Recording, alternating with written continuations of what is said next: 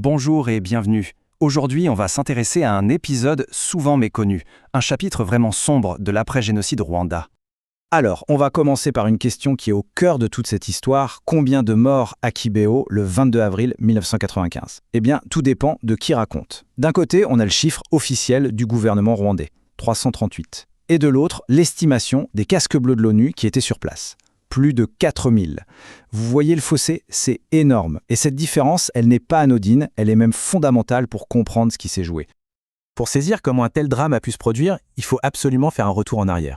On se replonge dans l'atmosphère chaotique des mois qui ont suivi le génocide de 1994 contre les Tutsis. L'année 1994, c'est vraiment un basculement pour le Rwanda. En avril, le génocide commence. En juillet, le Front patriotique rwandais, le FPR, met fin au génocide et prend le pouvoir. Cette victoire militaire, elle déclenche un exode massif. Des centaines de milliers de Hutus fuient. Alors attention, parmi eux, il y a des génocidaires, c'est vrai, mais il y a aussi, et surtout, une immense majorité de civils, des familles entières, qui sont juste terrifiées. Et tous ces gens vont se retrouver dans des camps gigantesques à l'intérieur même du Rwanda. Et là, il y a un point qui est vraiment crucial à comprendre. Ces personnes ne sont pas des réfugiés au sens classique du terme, puisqu'elles n'ont pas franchi de frontières.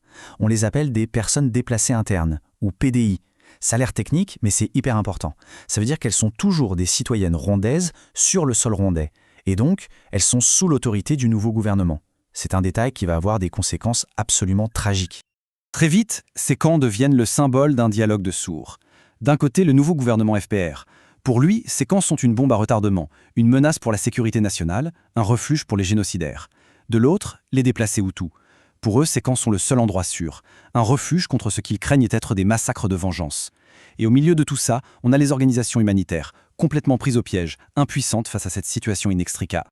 Et c'est dans ce climat de tension extrême que tous les regards vont se tourner vers un lieu en particulier, Kibeho. C'est le plus grand camp de déplacés du pays, et c'est là que tout va basculer.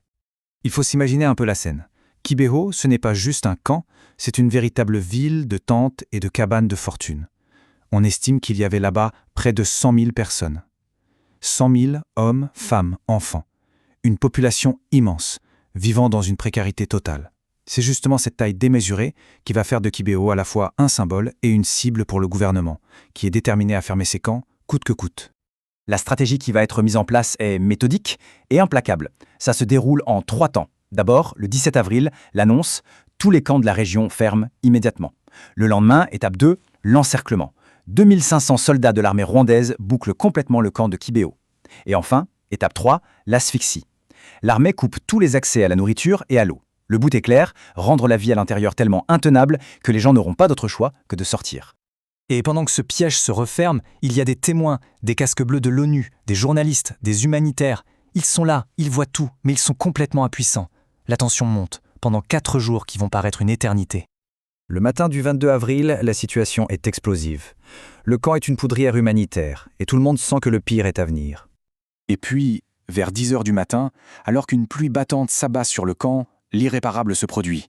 L'armée patriotique rwandaise ouvre le feu. Pas des tirs de sommation, non. Ils tirent dans la foule. C'est le début du massacre. Un massacre qui va durer, par vagues successives, presque toute la journée, sous les yeux horrifiés des soldats de l'ONU, zambiens et australiens. Les témoignages des soldats de l'ONU sont glaçants. Ils décrivent l'utilisation d'un arsenal de guerre, fusils d'assaut, mitrailleuses, mais aussi mortiers et même lance-roquettes. Tout ça contre des civils désarmés, piégés dans le camp. La violence est d'une brutalité inouïe. Ce n'est pas une opération de maintien de l'ordre qui dérape, c'est une violence méthodique, systématique, dont le but est clairement de tuer. Il y a cette image, rapportée par des membres de Médecins sans frontières, qui dit tout de l'horreur de la situation. Pour se mettre à l'abri, pour se déplacer d'un point à un autre, ils ont dû littéralement marcher sur des tapis de corps, parfois sur plusieurs couches. C'est dire la densité de la tuerie dans cet espace clos. Immédiatement après le massacre, une autre bataille commence. Une bataille pour les chiffres, une bataille pour la vérité. C'est là qu'on retrouve notre écart du début. D'un côté, les casques bleus australiens commencent à compter les corps. Ils arrivent à 4050 avant que l'armée rwandaise ne leur ordonne d'arrêter. De l'autre, le gouvernement rwandais organise des visites pour la presse, ouvre quelques fosses communes et présente un bilan officiel de 338 morts. Le point crucial ici, c'est que ce chiffre officiel a été établi par ceux-là même qui étaient accusés du massacre. Alors, une commission d'enquête indépendante est mise sur pied. Mais regardons d'un peu plus près. Elle est dirigée par une officielle du gouvernement. Elle ne se rendra jamais sur le terrain, à Kibéo. Ses conclusions, elle reprend mot pour mot la version du gouvernement. Résultat, personne ne sera vraiment tenu pour responsable.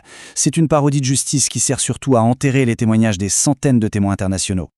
En fait, Kibéo n'a pas seulement tué des milliers de personnes. Ce massacre a aussi pulvérisé l'espoir, très fragile, d'une véritable réconciliation nationale.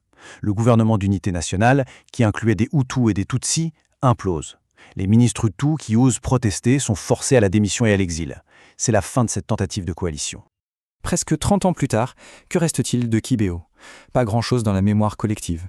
Le souvenir de ce massacre a été largement effacé de l'histoire officielle du Rwanda. Il faut dire que la communauté internationale, un peu honteuse de son inaction pendant le génocide, était surtout pressée de soutenir le nouveau gouvernement, celui qui avait arrêté les tueurs. Du coup, la version officielle a été acceptée assez facilement. C'est un exemple frappant de la façon dont, dans la complexité de l'après-conflit, les vérités qui dérangent peuvent tout simplement être mises sous le tapis. Au final, l'histoire de Kibéo nous laisse avec cette question. Une question assez dérangeante sur la justice, sur le pouvoir, et sur les histoires qu'une nation et que le monde choisissent de se raconter, et celles qu'on choisit, collectivement, de laisser sombrer dans l'oubli.